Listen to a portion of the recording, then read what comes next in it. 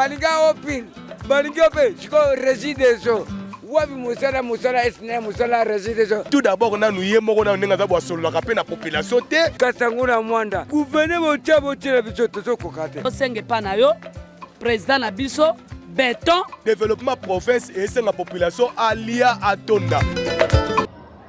Et les encadreurs tout comme les apprenants pour que Seigneur ces femmes Nayaou deux Nayaou Maboko Centre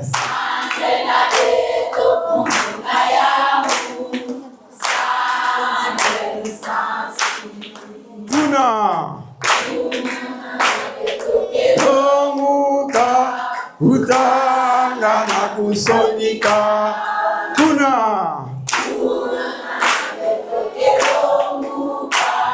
Utanga na kusonika Kese Ese Benela sepe la fe Utanga na kusonika Kese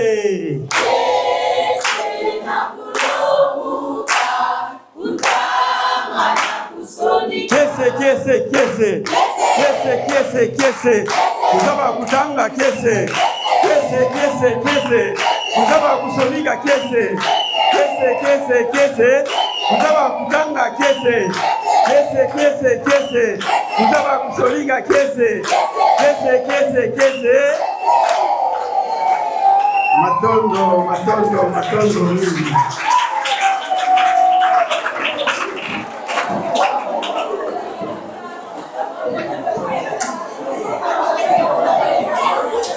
Yenge, votre attention s'il vous plaît. Tata l'abbé curé, la paroisse Notre-Dame de Fatima, honorable conseiller municipal de la commune de Nzanza, le chef de quartier de la commune de Nzanza, Madame la coordinatrice adjointe de la commission dynamique femmes du diocèse de Matadi,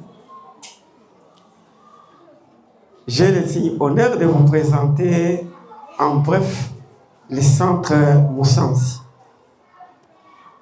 Comme vous pouvez le lire sur notre pancarte, notre devise est l'amour, sacrifice et travail. L'idée de ce centre était partie des élections 2006. J'ai été retenu comme président d'un centre de vote. Et qu'est-ce que j'avais constaté là-bas? Beaucoup de mamans, des jeunes filles, des jeunes garçons ne savaient même pas écrire le nom de leur candidat. Il y a une d'ailleurs qui m'avait fait rire. Je dis, bon, écrivez. Oh non. Est-ce qu'il y a la sonnerie qui n'a pas le nom? Non, ce n'est pas moi. Il y a une autre qui me dit, oh non, il y a tati kamoun. J'ai vite compris qu'il y a un problème. C'est passé. Ça m'a porté 1001 réflexions. C'est comme la Bible le dit dans Osée 4, verset 6. Mon peuple est détruit parce qu'il lui manque la connaissance. Il dit, il faudrait faire quelque chose pour ces gens. Voilà. Et en 2014, d'abord le 9 septembre 2013, l'idée m'est arrivée de créer quand même quelque chose. J'ai lancé le centre. Malheureusement, je n'avais que 2 apprenantes toute l'année.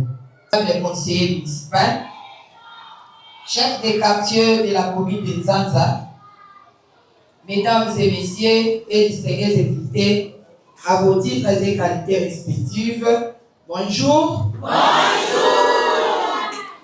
Par la commission diocésaine justice et paix de Matadi, Les noyaux dynamiques femmes de la ville de Matadi vous souhaitent la bienvenue. Et vous remercie pour votre présence au lancement officiel du programme d'alphabétisation dans le cadre du projet de l'éducation électorale et gouvernance inclusive en RDC, EGIR en sigle. De prime abord, qu'il nous soit permis de dire un mot sur ce que les noyaux dynamiques femmes et aussi du programme d'éducation électorale et gouvernance inclusive en RDC, lesquels ont permis le lancement de ces programmes d'alphabétisation. En effet, les noyaux dynamiques femmes à laquelle nous appartenons et œuvrons est une structure de l'Église catholique créée au sein de la Commission Justice et Paix en vue d'offrir à la femme congolaise de tous les horizons un espace d'expression et d'engagement citoyen pour une meilleure contribution au développement et à la paix de sa communauté. Ainsi, les noyaux dynamiques femmes a la mission de créer la synergie entre organisations féminines qui partagent sa vision afin de servir laboratoire d'idées et d'analyse en vue de permettre aux femmes de proposer des solutions alternatives aux multiples défis liés à la gouvernance politique et économique et à la cohabitation pacifique des communautés. Dans son paquet de priorités, il y a l'alphabétisation conscientisante, l'autonomisation de la femme, la participation politique de la femme et la gouvernance participative. Cependant, ces projets d'éducation électorale et de gouvernance inclusive en RDC, donc EGIR, mis en œuvre par la dynamique femmes et inclusion de la Commission épiscopale Justice et Paix, dans un partenariat entre la Conférence épiscopale nationale du Congo et développement et Paix Caritas Canada, avec l'appui financier du gouvernement Canada. Ces programmes visent à favoriser une plus grande inclusion des femmes dans la vie publique et démocratique, mais aussi à promouvoir un nouveau statut des femmes par la diminution des obstacles éducatifs, culturels et économiques. Mesdames et messieurs et distingués invités, l'analphabétisme des femmes est l'un des facteurs d'exclusion et de violation de leurs droits. Il crée les inégalités structurelles et économiques et renforce les statuts inférieurs des femmes ainsi que la pauvreté. Très souvent, on prend conscience de la grandeur de leur dignité en état qu'être humain. Mesdames et messieurs, distingués invités, l'alphabétisation est un droit humain qui doit être accessible à toute personne sans discrimination. Et c'est un moyen indispensable à tout individu à participer de façon efficace et l'édifice de sa communauté. Ce projet EGIR a donc contribué à un changement de culture vers l'inclusion, l'égalité et la non-discrimination, notamment en organisant des campagnes d'éducation civique sur les droits des jeunes filles et femmes, les droits de la personne, la participation citoyenne, les principes démocratiques, les processus électoraux et le maintien de la paix afin d'éviter le désintéressement des jeunes et de les conscientiser sur les étapes de transition démocratique pacifique en commençant par les votes. En organisant des formations dans des écoles pilotes primaires, classes de 6e et 7e secondaire qui seront ciblées. Les élèves de ces classes seront formés sur les différents droits qui seront amenés à concevoir des initiatives pour redresser et sensibiliser leurs pairs sur les inégalités envers les jeunes filles afin de faire respecter les droits des jeunes filles à un environnement sécuritaire à l'école et à la maison, ainsi que les droits à la scolarité, droit de vote et droit d'accéder à la direction des affaires publiques. En donnant l'accès aux jeunes filles et femmes analphabètes à un programme d'alphabétisation conscientisante orienté sur les droits civils, politiques, économiques, sociaux et culturels. Ces programmes d'alphabétisation s'accompagnera de la mise en place des cellules d'expression qui offriront aux femmes des possibilités de dénoncer les pratiques méprisantes à leur égard et de faire valoir leurs droits. Aussi, ces programmes attendent de développer des compétences de plaidoyer pour lutter contre certaines pratiques discriminantes à l'égard des femmes dans les marchés publics et le travail agricole. En accompagnant les hommes et chefs coutumiers, en particulier via les plaidoyers et la sensibilisation sur les droits et principes mentionnés ci-dessus. En développement des connaissances pour que les femmes et les citoyens et citoyennes, invisibles et particulièrement marginalisés, puissent jouir de leurs droits civils et politiques. Comme vous pouvez le constater, que c'est la troisième contribution du projet qu'il s'agit aujourd'hui pour contribuer au changement des cultures vers l'inclusion, l'égalité et la non-discrimination. Il s'agit de donner accès aux jeunes filles et femmes analphabètes à un programme d'alphabétisation conscientisante orienté sur les droits civils, politiques, économiques, sociaux et culturels. Ces programmes d'alphabétisation s'accompagnera de la mise en place de ce livre d'expression qui offriront aux femmes des possibilités de dénoncer les pratiques méprisantes à leur égard et de faire valoir leurs droits.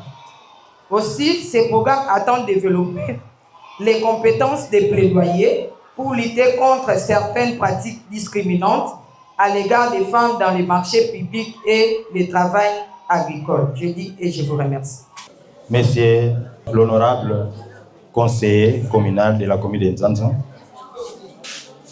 Monsieur l'abbé Kiré de la paroisse Notre-Dame de Fatima, le référent pasteur, Monsieur le directeur du centre, Messieurs et Madame, chefs de quartier, Mesdames et filles invitées, distingués invités à vos titres et qualités, au nom de Madame le bourgmestre de la commune de Nzanza empêché, nous avons le plaisir d'être invités au lancement officiel du centre d'alphabétisation Conscience Moussens. Ce projet a pour but d'améliorer l'accès à l'éducation aux dames et filles. Raison pour laquelle, au nom de Madame le bourgmestre de la commune de Nzanza, nous lançons officiellement cette activité. Je dis et je vous remercie.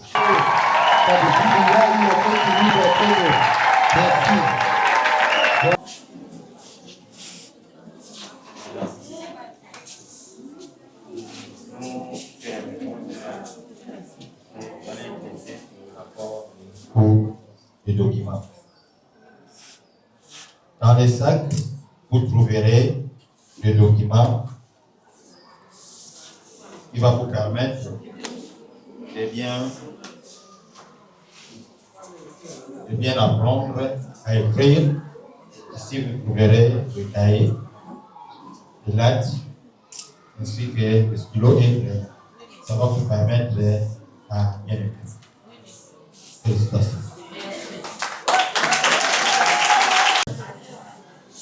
Yakepe yao yake sadi sange saki ya samu nakunaka wa dokima ya samu ya beba.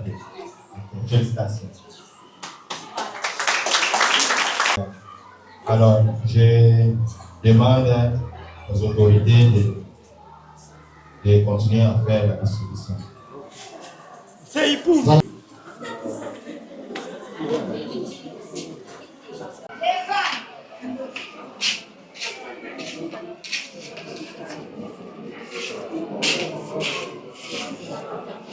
Maman fille, vous suivez. Nalabayo.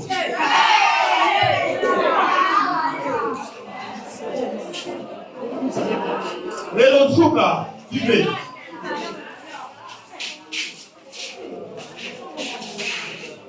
C'est Ignati, suivez. Ika.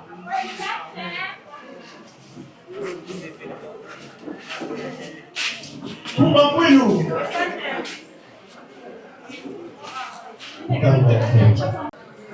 Félicitations, maman.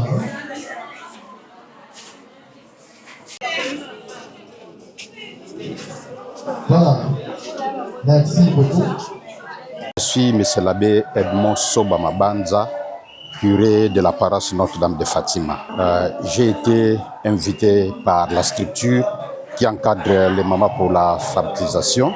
J'ai été invité comme autorité religieuse locale. Mes impressions sont tellement bonnes par le fait que l'Église et la structure a eu ce souci-là de s'occuper des mamans et des jeunes filles qui ont semblé être abandonnées. Mais en fait, ce sont des femmes et des filles qui n'ont pas bénéficié de l'éducation en suivant le parcours normal pour nombreuses fautes de moyens financiers. Alors, pour les rattraper et les récupérer autrement, l'Église s'est organisée à travers la structure de la commission justice et paix et par la fondation de cette école qui s'occupe de ces mamans pour les récupérer. Donc mes impressions sont tellement bonnes par le fait que ces mamans ne seront pas seulement utiles pour leur famille, mais aussi pour la société congolaise et même pour leurs enfants. Elles apprennent déjà à savoir écrire, à savoir lire et un jour à savoir se prendre en charge au lieu d'aller errer de gauche à droite et être à la charge des autres. Voilà, mes impressions sont tellement bonnes et ce sont celles de beaucoup de joie. Merci, comme je viens de le stipuler, l'Église, à travers la commission justice et paix, a monté des mécanismes de telle manière que la structure ici a trouvé des gens qui sont déjà formés à la matière, qui les encadrent. Mais ce sont des mamans et des jeunes filles qui sont aussi démunies des moyens. Et l'Église leur vient en aide en l'octroyant des kits complets qui concernent leur formation. Bon, il y a une somme que j'appellerais maudite qui leur est demandée pour subvenir à certains besoins. Mais de manière générale, c'est vraiment une gratuité. Et l'Église a mis à leur disposition des structures comme les bâtiments. Et il y a des tables, il y a des bancs que la commission justice et paix a mis à leur disposition. En étant d'abord un élu au niveau de la base, c'est vraiment important, surtout pour la formation de la femme, pour son autonomisation. Et je crois déjà avec ce que l'autorité ou le chef de l'État est en train de faire à travers les nominations à travers la République. Aujourd'hui, nous avons un Premier ministre. Au niveau des institutions, nous avons des mandataires des femmes. Et c'est quand même important que nous, au niveau de la base, nous puissions accompagner ce genre d'activités, ce genre de projets pour aider la femme, la jeune fille à être autonome, surtout avec ce programme d'alphabétisation. C'est vraiment très important et nous sommes derrière pour que ce programme puisse y aller jusqu'au bout, pour que la femme soit vraiment autonome, pour faire ce qu'il peut faire, pour développer ses compétences et puis aider la nation dans l'avenir. Nous avons un objectif global, c'est de combattre, de lutter contre l'ignorance d'abord. C'est ainsi que nous avons mis sur pied ces centres d'alphabétisation pour essayer un peu de récupérer la population analphabète pour l'apprentissage des connaissances et compétences pour leur autonomie. Dans les connaissances, nous apprenons les connaissances de base, la lecture, l'écriture et le calcul. Et pour les compétences, nous leur apprenons des petits métiers qui pouvaient leur permettre pour l'autonomie financière. Nous avons la fabrication du savon, la pâtisserie et un peu de notions d'agriculture aussi. Bien, les personnes éligibles, nous partons de 16 à 65 ans, voire même plus, parce que nous sommes là pour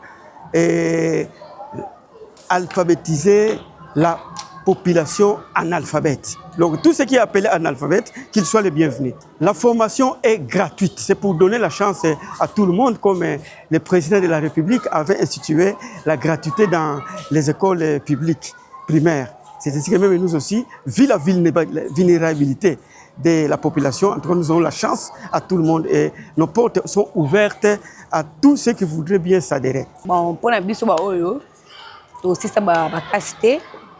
Bamususu ata premier bakota te mais izo pesa biso ata to ebata alphabet to ebandeni okomela ndenga okutanya na rozo musala na okebe musala na bi okomate mais na grâce to zui to eba okoma to eba kutanga poni na rozo place mo musala na koyeba okoma eba kusala musala na zali na difficulté ya kokoma français na yebi pe koloba langue yango bien te na ngaki na ya na yeba nayeba kotanga pe na kokoma non yebisa mpona bango baya vraiment kotanga po kotanga ezaka na retard te okotanga na age nyonso ndenge kaka toutai koyemba na kati kotanga vraiment eza bien po bamosusu bayokaka soni tazotala za mama azoyoka soni na kotanga na kokourage vraiment bango mpena baya kotanga po ezala bien na biso bamosusu batanga te po mama bazalaki na bambongo te mais opportunité eza baya vraiment kotanga pour mais eza vraiment eza pena bien makasi